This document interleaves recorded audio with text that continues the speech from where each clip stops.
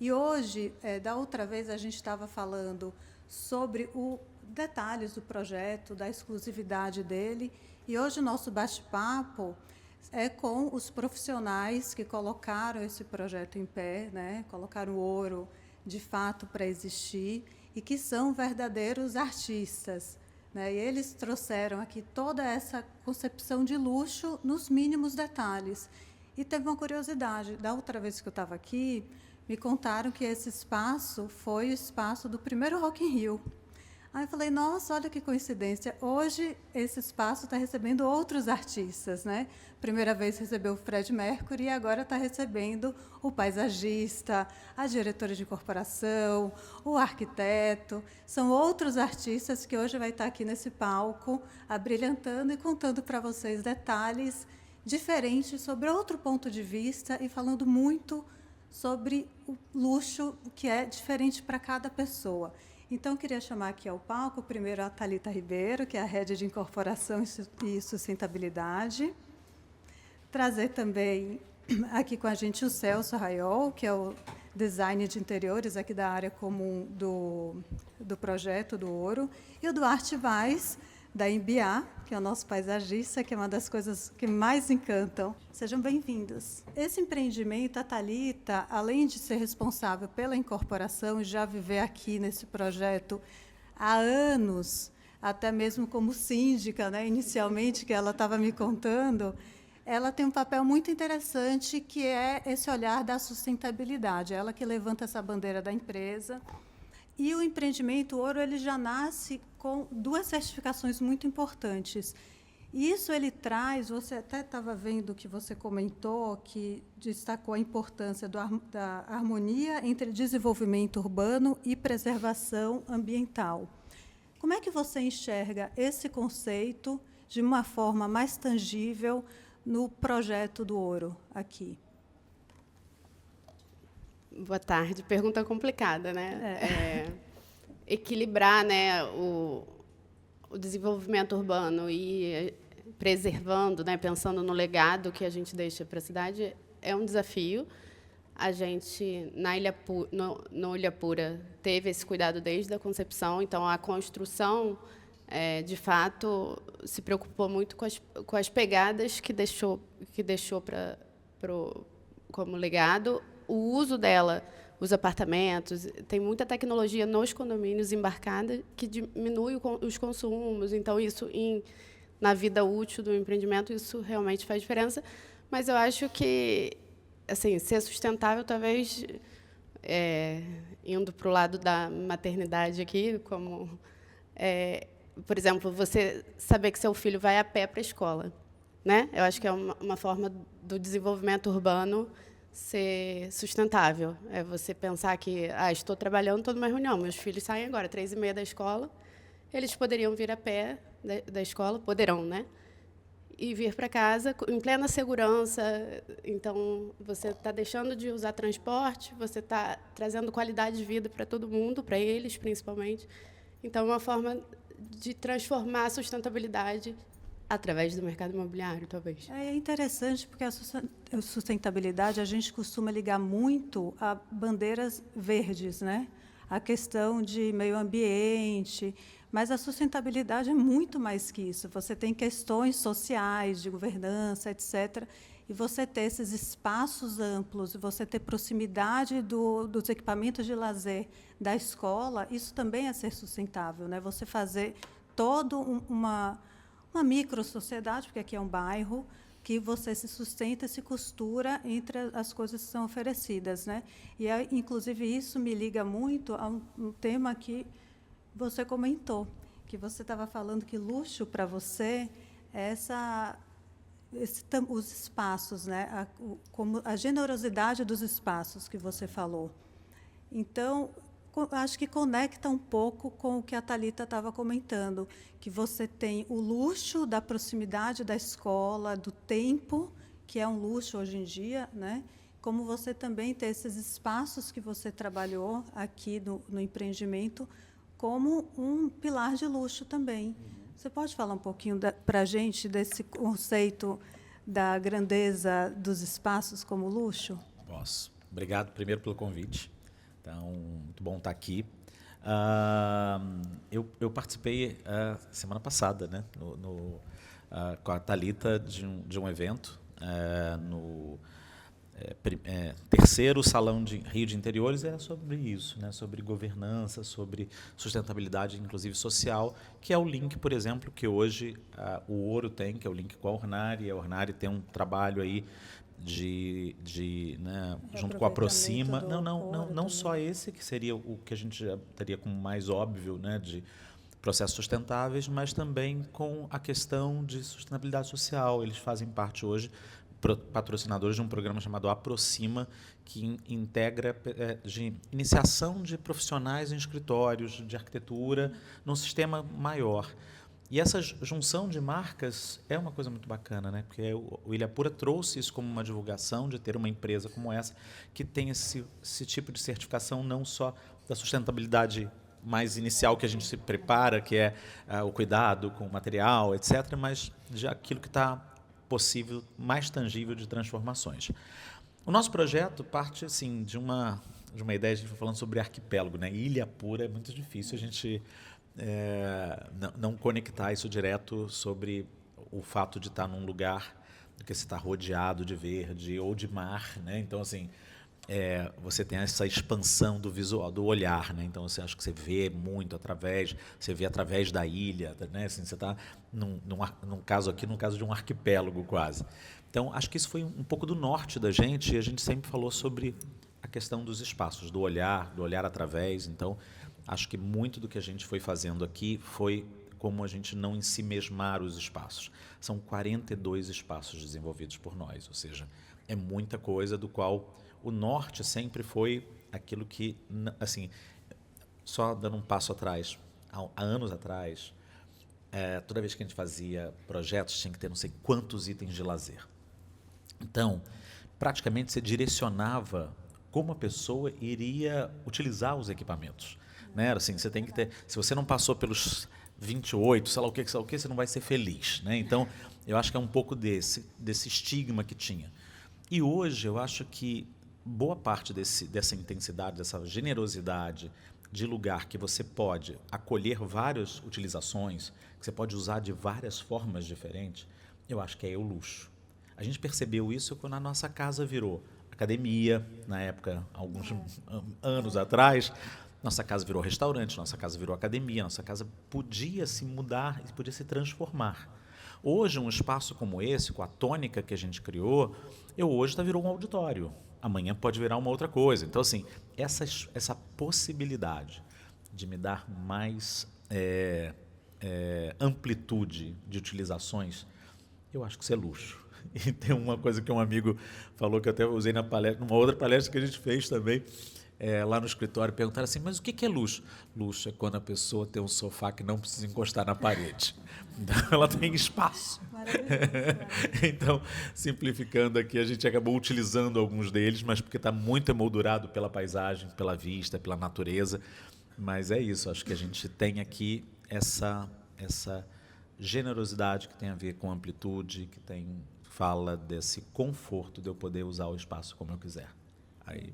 Nossa, muito bom. E você trouxe uma lembrança excelente. Durante a pandemia, quer dizer, nasceu na pandemia e se seguiu, né? Nunca se vendeu tantas casas e coberturas como na época da pandemia. E a razão foi simples, né, de ver.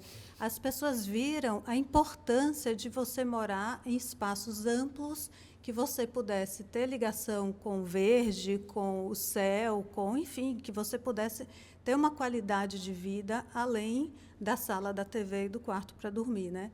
Então, assim, em São Paulo, por exemplo, não tinha cobertura ou casas para quem quisesse, e de diversos valores, porque as pessoas realmente estavam migrando para esses espaços, né? E aqui no Ilhapura, esse tamanho, são 72 mil metros quadrados de área, que você tem um monte de equipamento de lazer, que você não precisa mais pensar em cobertura ou casa, que você tem exatamente todas essas necessidades que afligiram tanto a gente na época da pandemia e que segue até hoje como um dos itens de maior valorização do empreendimento imobiliário, né? E aí, Vaz, eu quero te fazer uma pergunta que eu vou te falar. Eu acho que você, coitado, como paisagista, tem uma tarefa muito ingrata. Porque uma coisa é fazer o paisagismo num prédio em São Paulo. Outra coisa é você fazer um paisagismo aqui, em frente a uma lagoa, perto do mar, cheio de verde. Como é que você consegue fazer um projeto de paisagismo que transmita uma história, que transmita esses pilares do luxo do empreendimento e consiga não brigar com a beleza natural que já está te dando de presente? Eu acho que o ponto de partida é não brigar. Eu acho que a gente começou assim. Não dá para querer competir com o que está aqui em volta, né? Na verdade, a gente... isso aqui não é para ser um solo de uma composição qualquer, né? Mas fazer parte dessa mesma composição. Então, na verdade, não foi um desafio tão grande, porque a base que a gente tem aqui no nosso entorno é muito rica, né? A gente tem aqui uma paleta de plantas possível de ser utilizadas, gigante, enorme, e plantas lindas, maravilhosas. E a inspiração que a gente tem aqui em volta facilita muito o trabalho. Imagino que ao Celso também, né? Essas montanhas todas que estão aqui à nossa volta, né? A orla, todo esse verde que a Barra da Tijuca tem, essa luz que a Barra da Tijuca tem, Exato. Que é muito inspiradora, né? E isso aqui não poderia ser uma peça autônoma, né? Pois uma das nossos propósitos aqui era proporcionar às pessoas que viessem morar também um pouquinho do que é essa paisagem aqui em volta. Ou seja, ter a oportunidade de conhecer a avifauna da Barra, que é riquíssima, né? Não só os biguais e as garças, as cambacicas, uma série de beija-flores diferentes que a gente tem aqui, sabiás, sanhaços, enfim, é riquíssima a avifauna da Barra da Tijuca. Então, os jardins que a gente tem aqui é, sim, uma porta de entrada para a paisagem que está à nossa volta. Você criou uma harmonia, né? É o projeto harmônico com o que já foi te dado de presente para todas as pessoas para desenvolver o trabalho. Sim, sim. E a gente ainda tem uma sorte de ter aqui, nessa paisagem, edifícios que são bonitos. Porque em muitos projetos que a gente enfrenta, né, na verdade, às vezes, a gente tem que esconder os edifícios, esconder as construções. E o trabalho da paisagem aqui foi também criar visadas para essas fachadas, para o edifício que a gente tem aqui, portas de entrada, né, como preparar o público para aquilo que está ali, para onde ele vai conhecer do edifício, né, e também o que acontece quando ele sai desse edifício, desses blocos, né, o que ele vai ver logo no primeiro plano, né, o que ele vai receber de presente. Ah, legal. E, Thalita, ainda dentro da questão da sustentabilidade, o público daqui é um público que a gente considera de alto padrão, né? Você tem códigos bem específicos do empreendimento, que você está falando com pessoas com outro tipo de poder aquisitivo, outras críticas, enfim. Você acha que esse público ele decide hoje, faz uma decisão na compra de um imóvel, levando em consideração essas questões de sustentabilidade, ele é sensível a essas questões? Ou você acha que ainda é tímido isso no mercado? Eu acho que ainda a gente tem um desafio bem grande. Acho que as pessoas ainda... eu acho que se tivessem produtos iguais, né? Tem esse ouro e um ouro... E um prata. Enfim, e um prata, com menos não quilates, menos quilates. Mas se a gente tivesse produtos muito parecidos, talvez esse fosse um fator que fosse pesar na decisão.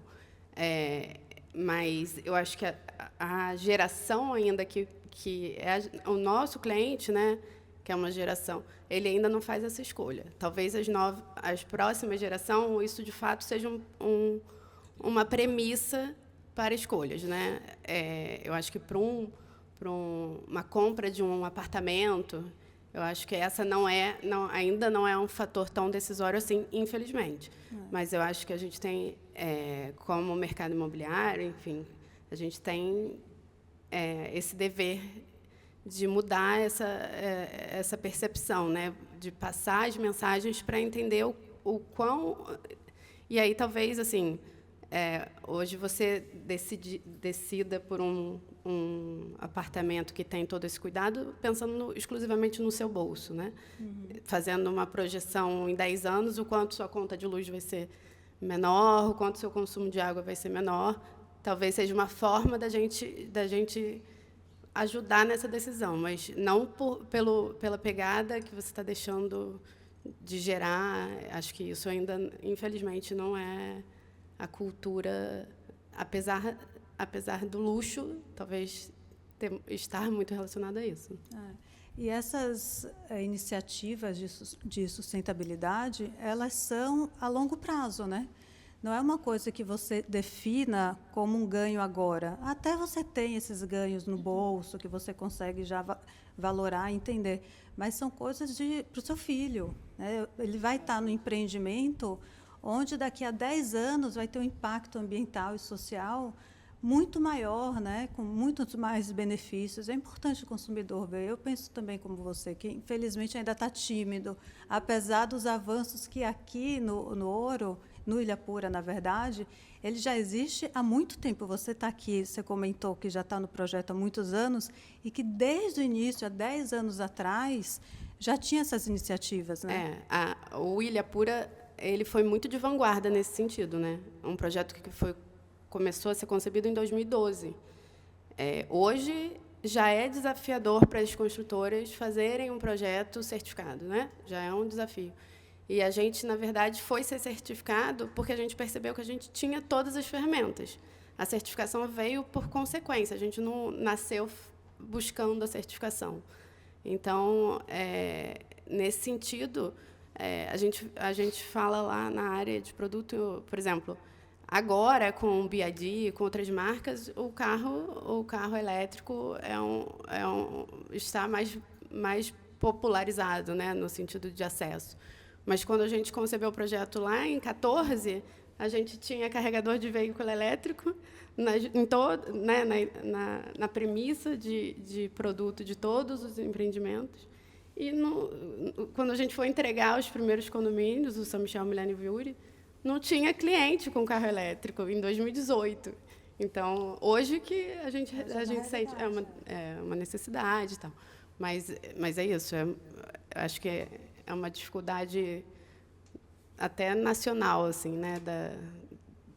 Talvez a dinâmica social do Brasil ainda tenha muito a amadurecer nesse sentido. E, Duarte, você, antes da gente subir aqui, ele estava comentando, a gente estava elogiando o projeto, e ele dizendo que, quando ele cria um projeto de paisagismo, me corrija se eu entendi errado, você cria toda uma narrativa, né? Você faz um storytelling, assim, você fantasia onde as pessoas vão estar, o que é que você imagina que essas pessoas vão estar fazendo naquele ambiente. Então, você cria muito o projeto pensando nessas histórias que você criou, né, que você está entregando. Agora que está pronto, que ainda sempre tem coisinhas a fazer, né? Tem a almofada que vai ser colocada, tem uma coisinha ali. Mas, agora que está bem adiantado, que já é uma realidade, você olha e você está vendo as pessoas criando essas histórias que você imaginou lá atrás? Eu penso nisso, né? Mas o interessante também da arquitetura paisagística é você também não ter muito controle. A gente não tem controle sobre aquelas espécies que a gente está plantando aqui. A gente sabe mais ou menos como é que elas crescem, como elas amadurecem, mas, no final das contas, são indivíduos, né? Então, o que a gente tem aqui são milhares de indivíduos que vão responder de diferentes maneiras. Então, o arquiteto paisagista, eu, por profissão, já tenho que ter uma ideia de que eu não tenho controle sobre tudo. E muito menos controle sobre o que as pessoas vão fazer. Mas, para se projetar, imagino que o Celso também faz isso, a gente tem que pensar, pelo menos no mínimo, né? Qual é aquele suporte? A gente vai dar suporte ao quê ali? Né? Qual a história? O que vai acontecer naquele lugar? Né? A gente pensa naquela família que está vindo para cá com crianças pequenas, né? O que elas vão fazer, onde vão ficar esses pais, se eles vão ficar ali tomando um suco ali numa varanda, enquanto as crianças correm, por onde elas vão correr, né? O que vai acontecer no inverno, o que acontece no verão, se quer mais sombra, se quer mais sol, né? O que seria interessante permitir que elas tenham acesso, né? Como eu estava falando, a avifauna, uma fruta nova que elas não conhecem, né?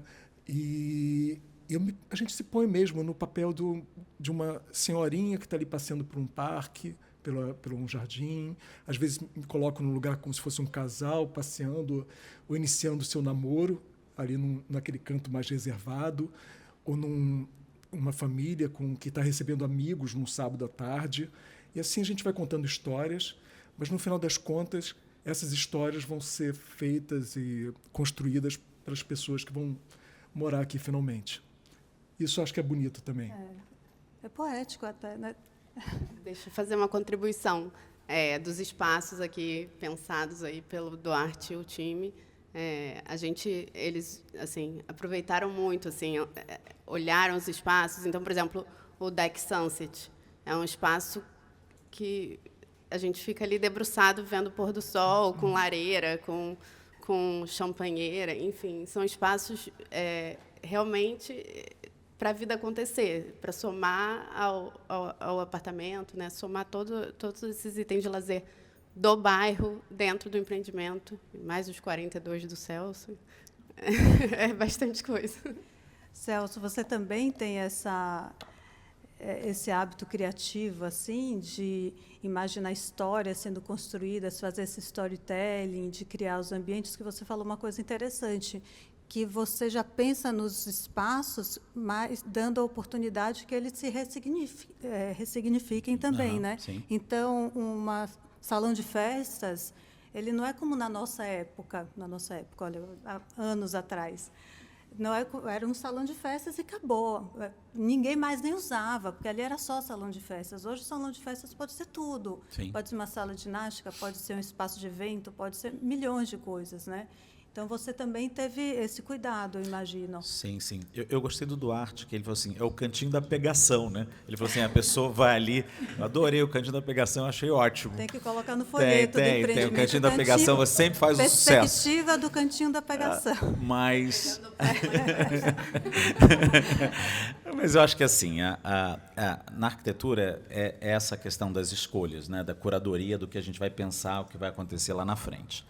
Eu fui uma vez em Milão, na feira de Milão, que acontece todo ano, tinha um espaço, hoje ficou um pouquinho tortona, mas antes era Lambrate, que era o lugar onde era uma coisa mais de jovens iniciando no design, estavam pensando coisas diferentes.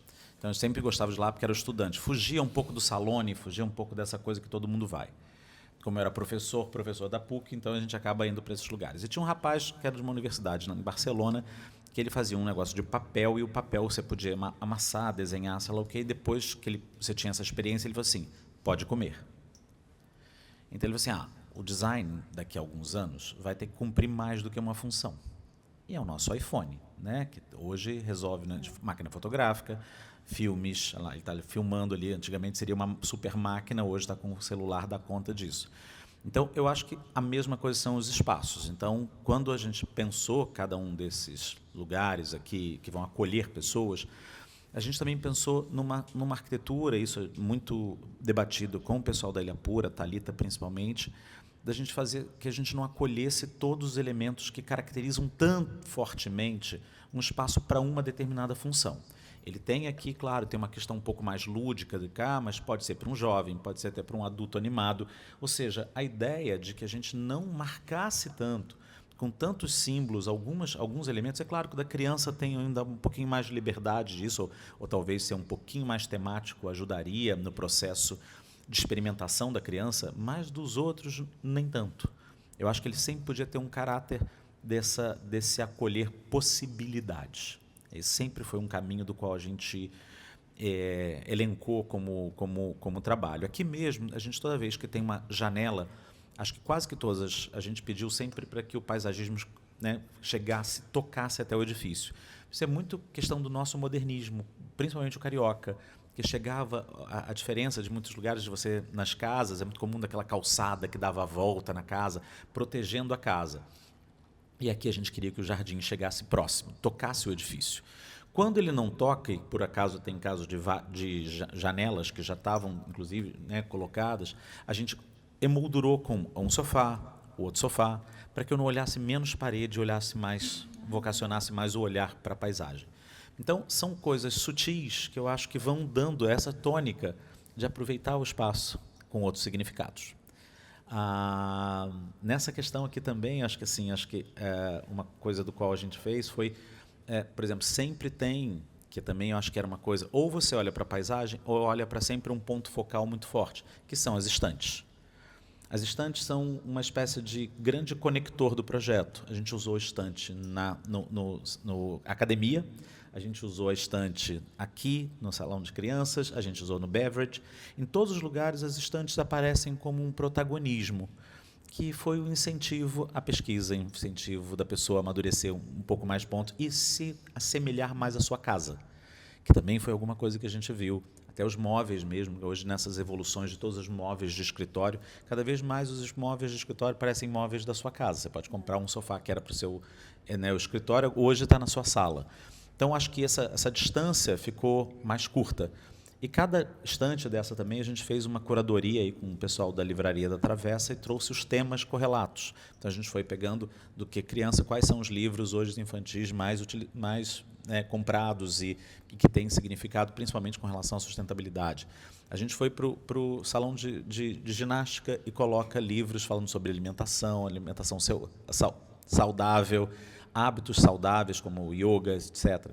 No Beverage a mesma coisa, com relação à gastronomia e tudo. Então, eu acho que sem pontos de cultura e paisagem, história e afetividade. Então, acho que é um pouco desse misto do qual a gente encontrou aí como convergência dessa leitura da sociedade, o que a pessoa está querendo e o que a gente pode oferecer. Então, acho que é um pouco dessa pesquisa, acho que é muito mais uma arquitetura que está atenta ao que está acontecendo. Então, acho que essa atenção se revela nesses elementos que a gente foi fazendo e que passam a ser atemporais. Então, hoje é bom, amanhã também, para não ficar cansativo uma coisa, né? Porque um empreendimento como esse, nessa questão dos síndicos, essas coisas todas, por mais que mude algumas coisas e vão alterar, e algumas vezes vão até enfeiar, não tem jeito, antigamente, grades ou vasos que vão aparecendo, né, tem uns móveis que surgem, ou alguém que tem uma tia que pinta e vai botar aquele quadro. Então, assim, sem essas escolhas tão criteriosas. Mas eu acho que é isso, assim, acho que esse projeto celebrou um pouco disso, sim. Acho que a paisagem, que é muito forte, né, acho que Thalita e Duarte falaram muito bem, mas que eu acho que se conjuga muito bem com os espaços internos. Então, acho que aí está essa liberdade e para o futuro, né? Então, acho que a gente não faz um projeto só para hoje, faz um projeto para amanhã, depois de amanhã, e que pode acolher tudo isso. Só lembrando uma coisa, uma curiosidade, eu estou aqui depois de 40 anos, você falou de 85, eu vim no Rock in Rio, fui uma das primeiras pessoas a entrar, ganhei luvinha amarela, Você tá aqui mas de vim novo. acompanhado com a minha mãe e minha tia, que foi uma vergonha, a gente deu uns passos à frente e elas atrás para poder não ficar pagando mico que a gente tinha vindo. Ou seja, tem 40 anos, né? 2025 para 85, é e isso. quem diria, e hoje quem está Isso, tô brilhantando aqui, o palco no é palco, você, olha só, né? Chora, gostei Fred disso. Mercury. Mas, nossa, achei muito interessante isso da curadoria da estante. Primeiro que arrumar, decorar a estante e parede é uma arte, né? É super difícil você fazer uma coisa diferente, a estante também, e você ter esse cuidado mínimo, né, de fazer a curadoria do livro para estar conversando. Todos os objetos têm uns temas meio marinhos em algum momento isso, também, que também você fala sobre ilhas. E você está falando isso, eu estou aqui olhando e percebendo muito, e são mensagens subliminares também, que você está querendo, sem perceber, a gente está sendo impactado por essas coisas, e a gente vai indo. E tem uma outra coisa interessante, é que dentro do que você falou, da mutação, né, os espaços terem significados, você faz um projeto, e a arquitetura paisagística também, que não pode se deter àquele momento, né? O empreendimento, ainda mais um bairro como esse, onde você tem várias torres, várias famílias, provavelmente eles vão ficar aqui por muitos anos, né? Você começa com uma família, o filho pequeno, e que vai seguir por muito tempo. Então, é uma arquitetura que, quando você entra nos espaços comuns, você é atemporal, não está ligando aquele momento a uma moda, uma tendência, nem o paisagismo, nem o interior, e nem mesmo os apartamentos, né? Você, visitando os decorados, a gente não percebe que está numa moda, está numa tendência, que já vai embora. Você ficaria ali, provavelmente seguirá naquela decoração, naquela proposta, por muitos anos e seguindo moderno, né? Seguindo atual. Sim. E dentro da incorporação, Thalita, saindo um pouco da sustentabilidade, Thalita faz várias coisas na empresa, né? Ela vai de síndica à sustentabilidade, à incorporação, a tudo. A incorporação, desde o começo, quando você estava desenhando toda a história do projeto, eu penso que você definiu essa equipe de paisagismo, de arquitetura, de design de interiores, enfim, até mesmo da Ornari, pensando nessa perenidade, né, da linguagem. Passou muito por isso? Ah, sim. O cuidado na escolha dos parceiros, né, das assinaturas, para oferecer o melhor para o cliente, né? Assim, esse cuidado do espaço não ser um espaço datado, o espaço ter diversas possibilidades de uso, porque a nossa vida é dinâmica. A gente, por exemplo, eu recebi vários clientes aqui em visita, percebi, né? Eles entrando esse é um salão de festas infantil.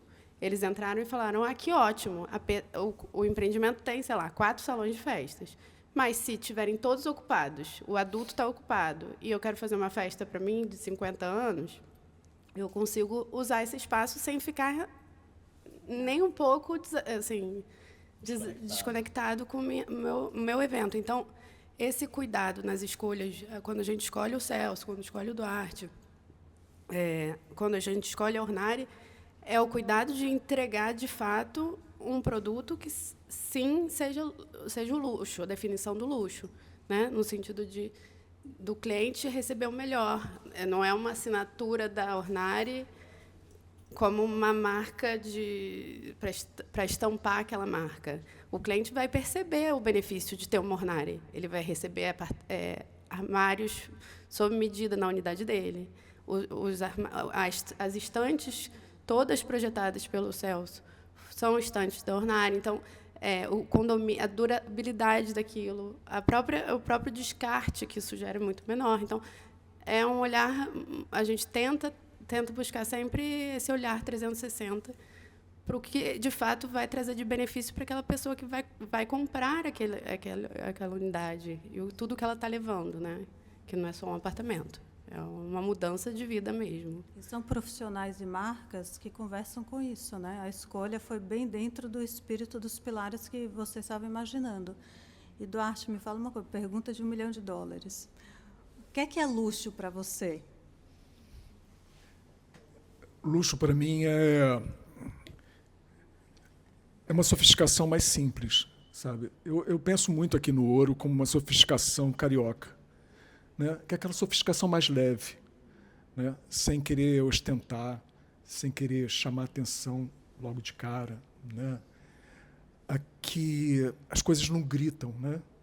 Você veja aqui eu posso falar pelo paisagismo, mas também posso falar pelo que eu senti aqui da arquitetura do Celso, né? As coisas não estão gritando, né? Elas conversam entre si, né?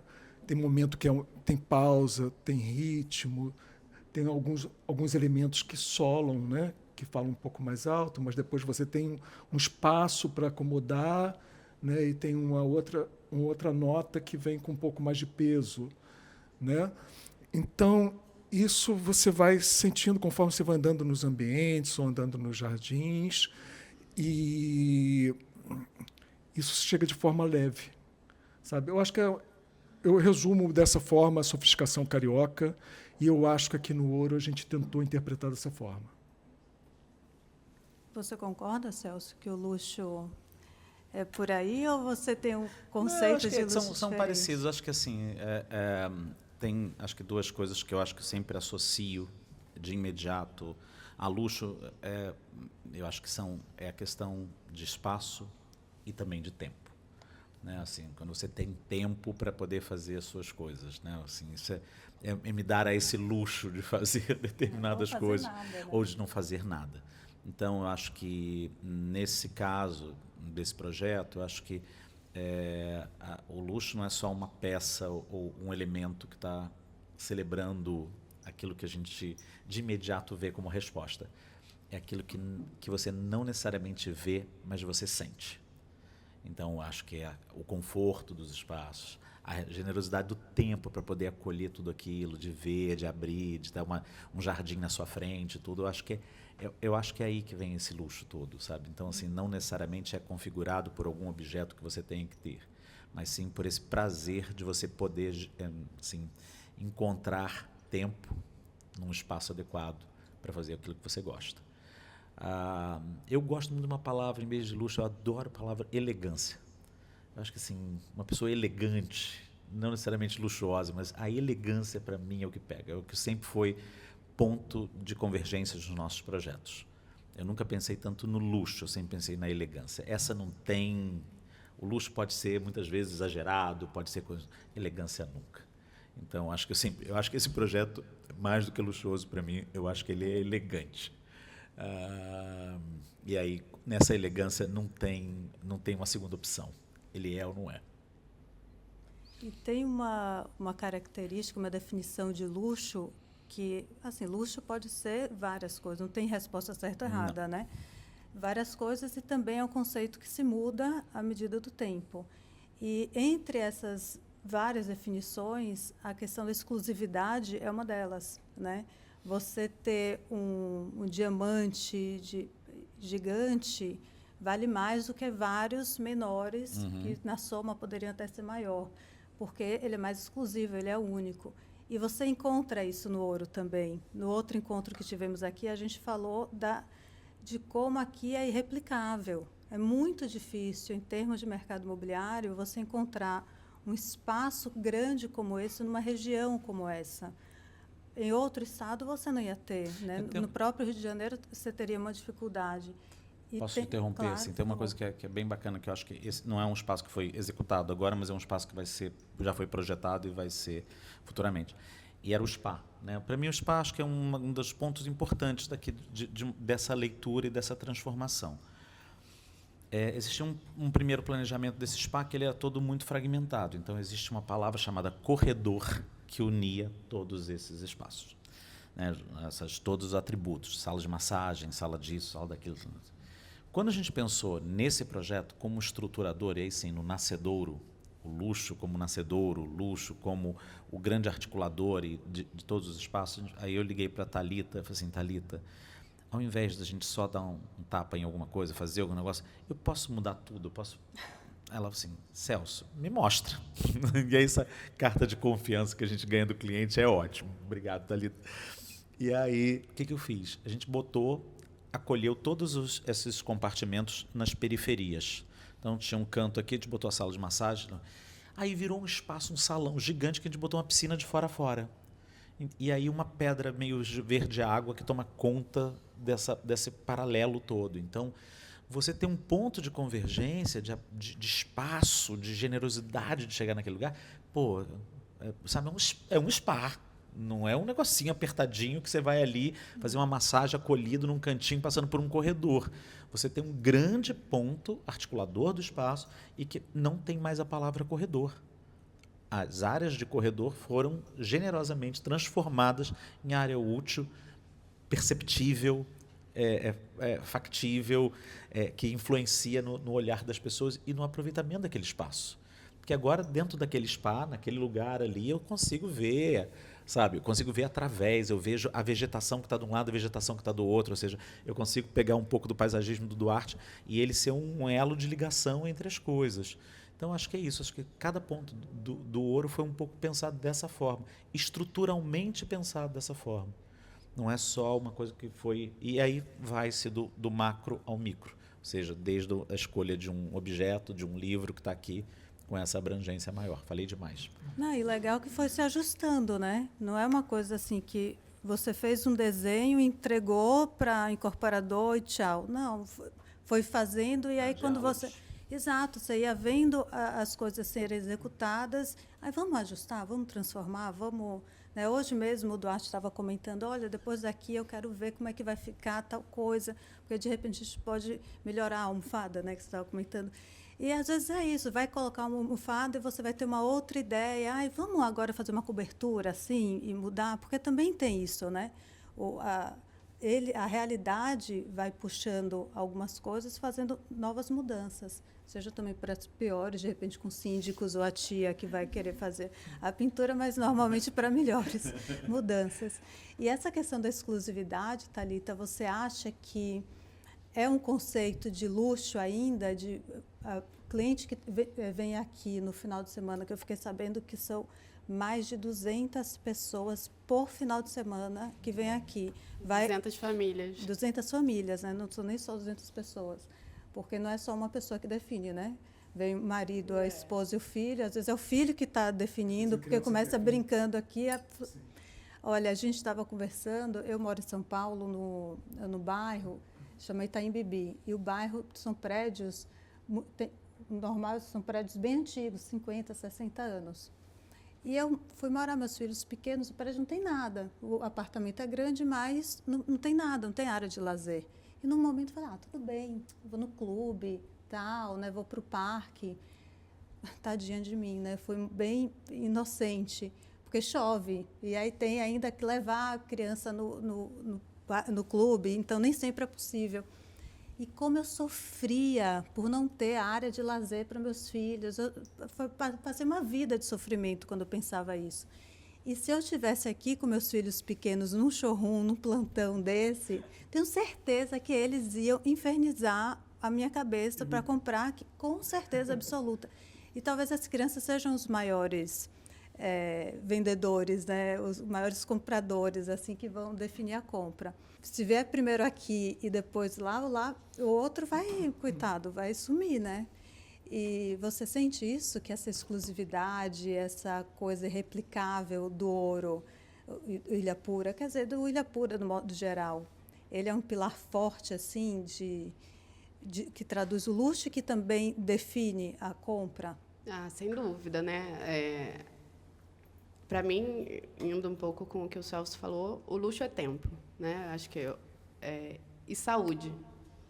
Acho que o Ilhapura oferece muita qualidade de vida e estímulos para você ser saudável em todos os sentidos. Seja num spa, cuidando de uma saúde, pode ser saúde mental, só em ver o verde, só em ver esse entorno, só em ver a paisagem, isso já te alivia, né? Te desanuvia. Então, acho que ter todos esses instrumentos, e o ouro traz tudo isso com ainda, assim, o tempo. Vai ter a academia toda operada pela companhia atlética. Você tem a escola a poucos passos de casa. Então, tudo isso, você tem um bairro planejado, pensado nesse mínimo detalhe, desde a curadoria do livro que está na estante até a escala urbana, tudo isso faz você ganhar tempo. Então, é ganhar saúde, é ganhar vida, é o luxo. A definição do luxo é você ter todos esses pilares na ponta dos pés, né? A passos, abriu a porta, você tem tudo isso aos seus pés. É realmente diferenciado, assim. O Celso falou uma coisa que é uma boa verdade, né? A gente que tem filho pequeno, ou não, enfim, a gente vai, o filho está na escola, aquele horário, mesmo que a gente não tenha um alarme tocando, a gente pensa, nossa, deu tal horário, tem que buscar, tem que sair e tal, né? Você está no meio de uma reunião, que maravilha você não ter que pensar isso. E você, o tempo que se ganha, a criança, os pais, né, nessa dinâmica de você ter a escola do lado. A gente tem uma coisa bem bacana que tem acontecido aqui na Ilhapura nesse 1 ano desde a BTG. O primeiro lançamento que a gente fez já com a bandeira do BTG foi em setembro do ano passado, que foi o Elos. Desde então, a gente lançou o Astra em março desse ano e agora estamos lançando o Ouro. E a gente percebe esse senso de comunidade sendo replicado. Os próprios primeiros clientes são os primeiros a vender.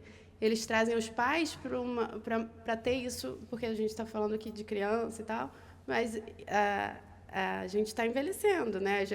Cada vez a população mais velha, e você ter isso tudo, essa segurança, né, de estar com os pais. Então, tem muito cliente que está trazendo os pais para comprar, cliente que está trazendo o irmão. A gente percebe isso já, esse movimento acontecendo, assim. E é muito legal, porque é esse senso de comunidade também, sabe?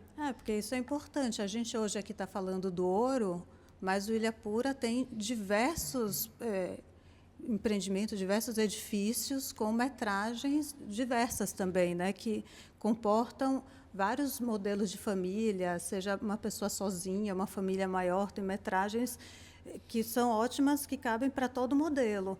Então, muitas vezes, o cliente vem para aqui, para o ouro, e pode não se ver tem um espaço muito grande para mim, ou muito pequeno e tal, e tem outras possibilidades em todo o condomínio. Então, seu pai está morando, seus pais mais velhos estão morando numa torre, e você está em outra torre, aí ainda tem toda essa facilidade, né? A família está toda junta de uma outra forma. Então, isso também é uma coisa boa para os vendedores, para os corretores. Olha, pode não se encaixar aqui no ouro, mas a gente tem outras unidades aqui também, que é importante, né? A gente sempre lembrar que é uma ótima oportunidade, é um super portfólio para corretor, você conseguir trabalhar todo esse bairro, né? E tem uma coisa também que eu percebi, essa semana eu estou aqui no Rio, que eu não estou nem querendo mais voltar para São Paulo, estou tentando mudar minha passagem, gente, não dá. É outra coisa, assim, o Duarte estava falando sobre o paisagismo. O que é você acordar? Eu estou na frente do mar, né? Com barulho das ondas, mesmo com esse tempo. Você acordar com o barulho das ondas. Eu acordo 5h30, 6 horas da manhã, você vê o sol, as cores mudando com as montanhas. E você tem isso aqui. Você tem isso daqui, assim, que quem tem não valoriza. Vocês não valorizam o que vocês têm, vocês não sabem o que é. Acordar em São Paulo é muito triste, sabe? E assim, aqui eu posto no meu Instagram assim, as coisas daqui, o povo, nossa, eu falei, gente, o Rio de Janeiro humilha, porque é impressionante, assim, não tem para ninguém. E você está aqui com tudo. Vou te interromper, que eu vi isso de uma baiana, também já é um luxo, hein, gente? Mas é muito impressionante. A beleza natural daqui é uma coisa. E você está aqui, a gente vai no decorado, inclusive fica o convite para quem ainda não conheceu, está aqui, a gente tem 2 decorados, aqui e na outra torre, né, no showroom. Em um dos decorados, eu acho que é o daqui, você tem a vista para a Lagoa, para o verde, assim, né? É lindíssimo, é um mar de verde. Isso à noite deve ser ainda mais lindo, né? É muito lindo. Isso tem um preço que não tem dinheiro que pague. Não tem dinheiro que pague, porque tem lugar que você nunca vai ter isso, né? Tem lugar que você nunca vai ter. Você vai abrir a porta, você vai ver outra coisa. Tudo que você vai ver não vai ser isso, né? E é um valor, e a gente se acostuma. Talvez as pessoas não percebam da beleza que é. A gente vai se acostumando com essa riqueza. E você vai estar morando num lugar que tem tudo isso, a poucos pés, poucos passos. É impressionante. É verdade. Eu trabalho muito em São Paulo também, né? E lá, para mim, é muito nítido. Quando a gente faz um jardim, um parque, uma praça lá, basicamente a gente está representando a natureza ali naquele espaço, naquela peça. E ela é autônoma, né? E aqui, num espaço como esse, na verdade, essa natureza já está presente. Então, foi mais ou menos como a gente iniciou essa conversa. O que eu devo fazer aqui não é brigar com essa paisagem, mas é fazer com que esse jardim faça parte dela. Extensão, né? Que seja uma extensão, né? Posso só comentar? Tem uma coisa. Eu moro no Jardim Botânico e na minha casa, em frente da minha casa, é a Floresta da Tijuca. Então, assim, hoje eu acordo às 5 horas da manhã e começo a passar os macacos. Os macacos passam em cima da minha cama, atravessam assim do lado da grade do meu quarto. Aí de vez em quando eu acordo, eles estão fazendo muito barulho, eu abro a janela e falo, uou, macacada, vai embora, que eu não estou aguentando, é muito macaco. Esses dias são 15 macacos que passam ali perto de casa, do lado da minha cama, assim. Então, eu acho que a gente consegue ter uma coisa realmente do Rio de Janeiro, que é ter vários rios de janeiro. Então, assim, a gente, no mercado imobiliário, o Regal há muitos anos que trabalha, né, a gente trabalha muito próximo, muitos anos. E, assim, o mercado do Rio de Janeiro vende metro quadrado de vista.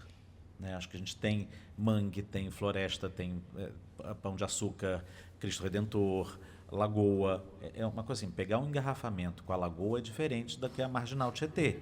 Então, assim, então você fica assim, é claro que a gente, quando consegue aproveitar isso, e eu acho que aqui mesmo, né, você tem um rodeado, os edifícios foram pensados com afastamentos generosos o suficiente para que essas visadas não fossem prejudicadas. Então, acho que já tem um pensamento do nascedouro desse projeto, que não é meu, infelizmente, eu gostaria, mas não é meu, mas que foi muito bem feito, que é pensar a partir dos vazios.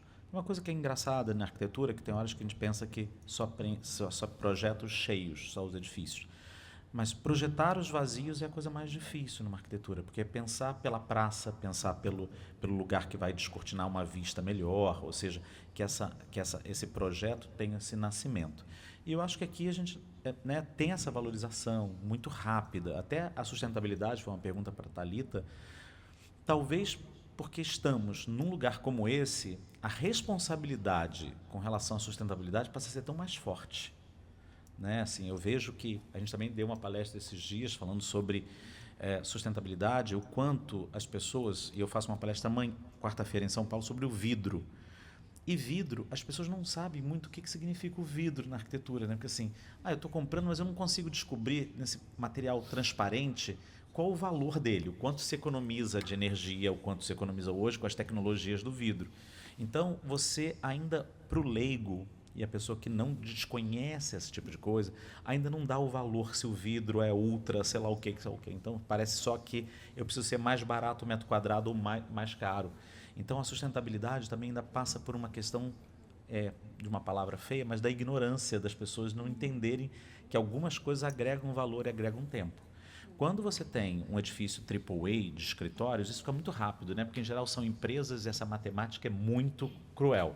Se eu fizer isso, o ar-condicionado gasta tanto, sei lá o que tanto, o aluguel é tanto. Na casa, nem tanto. Né? Você fica meio que refém de que não estou gastando, isso aqui é do condomínio. O paisagismo, acho que ninguém gasta, acho que a planta não vai gastar água. Então, assim, a manutenção de uma cadeira parece que não está fazendo parte das coisas. Mas é todo um conjunto que a gente está pensando para que isso seja sustentável. E eu acho que a chancela de estar num bairro, né? Porque aqui a gente tem que chamar de bairro, que tem esse parque central, é quase que um chamado a sua responsabilidade sobre todas essas ações. E aí eu acho que até fica mais didático a forma de falar, inclusive, de sustentabilidade para quem mora aqui. Você está vendo, né? Estou vendo. Eu toco. Eu sei que está aqui, está o jardim, está do lado da minha casa. Abro a janela e vou ver a vista que está... Então, acho que isso a gente consegue aqui, principalmente nesse lugar que tem essa coisa mais de cenário meio de ilha, né? Que em volta dá mais vazio e que a gente consegue ver com distâncias. Eu acho que é muito forte. E você falou de espaços vazios, mas tem uma coisa que me chamou a atenção aqui também, que é o oposto aos vazios. Aqui tem muitos eventos no Ilha, né? E que é famoso, tem festa São João, festa de não sei o quê, que falou que é um negócio tipo super bombado, que vem, é o Rock in Rio aí, que se instala aqui. Já estava no DNA, né? Já estava, que é lugar para festa, né? Para reuniões. E isso acho que também é um discurso muito legal para as pessoas, né? Porque não vai estar, apesar do nome ilha, o oposto vai acontecer, que ninguém vai ficar ilhado, muito pelo contrário, você tem o espaço entre as torres, que é muito bem feito, as torres, inclusive, elas não estão alinhadas, né? Elas ficam de uma forma que não incomode entre as unidades. E ela tem essa entrega, tem um monte de espaço, um monte de equipamento e tem uma agenda cheia que junta uma turma. Então, cada vez mais vai formando essa comunidade. É isso. A gente tem um bairro e as pessoas precisam conhecer esse espaço, né? E por mais que a gente invista e mostre material de marketing e tal, só vendo e sentindo e vivenciando para você entender o que é o Ilhapura, né? Acho que a gente poderia ter te falado diversas vezes depois que você veio, que você entendeu, né, a escala, todo esse cuidado. Então, a gente tem uma agenda bem legal, a gente tem uma pessoa dedicada só para isso, que é o Rafael, que traz aí os eventos. A gente, festival de inverno, de vinho, o próprio, você falou São João, mas é Agostina, nossa festa. Mas a gente tem uma série de eventos, uma agenda muito cheia, e agora esses eventos estão sendo feitos em outra escala também, que é aqui dentro do Ouro. Então, tem o Sunset, tem vários eventos dentro do Ouro, no próprio Beverage, lá para experimentar cafés, barista fazendo. Então, tudo isso para as pessoas entenderem esses espaços e vivenciarem e ainda estimular a vida em comunidade, né? Porque o parque mesmo ele é administrado pela Associação de Moradores. Então, a gente precisa estimular isso, porque é uma carência até de formação nossa como sociedade, né? Essa noção, que foi um pouco disso que o Celso falou, né? A pessoa fala a cadeira é do condomínio. Não, o condomínio é seu. Então, a cadeira é sua, né? Então, esse senso de responsabilidade, a Associação de Moradores traz isso, e é uma forma de estimular essa visão do todo, né? De todo mundo faz parte de um todo. Para entender, tem que vir. Inclusive nos apartamentos, né? Que os apartamentos, ele tem coisas assim diferentes, além da vista, que você consegue ver como todas as torres estão prontas, você consegue ver a vista de todas as unidades, que já é um grande facilitador. E o pé direito, que é alto, os ambientes que são bem amplos. Então, precisa vir aqui, né? Então, esses eventos são ótimos para isso. A pessoa tem que ter a experiência e o entendimento. Hoje, eu fui ver um vídeo a Daniela Saraíba apresentando o projeto. Aí você começa a ver, olha, eu vi isso, mas é completamente diferente de você estar aqui, completamente diferente. A experiência que você tem é outra. E, assim, fica o convite, novamente, eu convidando, nem sou a dona daqui, mas fica o convite para que vocês venham aqui. Vale a pena passar um momento, trazer filho, conhecer. Tem até a área pet também, certo? Pode trazer cachorrinho também. Então, vale a pena. Você experiencia o lugar que você vai morar, né? Então, assim, porque num lançamento normal, você só vê folheto. Você vê folheto e você tem que imaginar, e as pessoas vão fazer drone para poder simular a altura que você está morando. Aqui não, aqui é um choque logo de realidade, está ali, você vai ver aquilo, a paisagem está ali. E o Rio de Janeiro, é claro que a gente fica tão triste, ainda mais quando paulistas ou baianos vêm para cá que está nublado. Cariocas não gostam de dias nublados. Mas porque a nossa paleta de cores, quando está um dia bonito, né? Aqui então dá para ver o pôr do sol e a coisa é deslumbrante. Não, então, assim, gente, acho que através das demais, montanhas. É lindo demais. E é isso. E a pessoa pode ver, né? Pode tocar. No caso aqui, pode tocar, pode ir no salão de festas, pode ir no beverage, pode ir no paisagismo, pode ver a piscina. É muito bacana. A experiência é muito mais. Não é só de imaginar, mas de tocar, de sentir. Exato. E além da beleza, tem a energia, né, do carioca, que é o conceito de luxo que o Duarte falou. O carioca tem isso, dessa energia boa, gostosa, que vai além de natureza e de beleza física. Então, eu acho que aqui reúne bem, né? E as pessoas precisam estar aqui para conhecer, mesmo como a gente comentou da outra vez, até pela cultura imobiliária, por você conhecer coisas novas e diferentes, ampliar um pouco a visão, vale a pena a visita, né? Então, Thalita, você como é dona do projeto, quer convidar o pessoal? Você quer falar? Não, convide antes. Não, o convite está feito. A Ilha Pura, nosso stand de vendas fica aberto de 9 da manhã às 19, todos os dias. Estamos aqui com o time todo para receber, fazer o tour pelo Ouro. Vai ser um prazer. Esse tour é bem importante porque não é só a visão que a gente vai ativar, né? Tem os outros sentidos todos, né?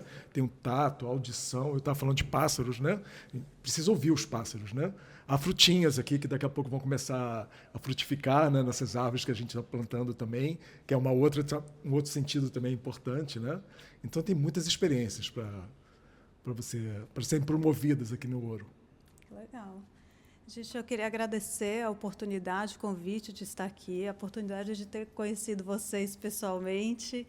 Parabéns, cada um que brilhou no seu projeto e continua desenvolvendo sempre, ampliando toda a potencialidade do ouro. E quem está aqui presente, não sei se está transmitindo também online, fica novamente o convite a conhecer as áreas comuns, o paisagismo e os decorados também, que são decorados com a Ornari, que dá sobrenome ao projeto. Então, muito obrigada e boa tarde a todos. Obrigada.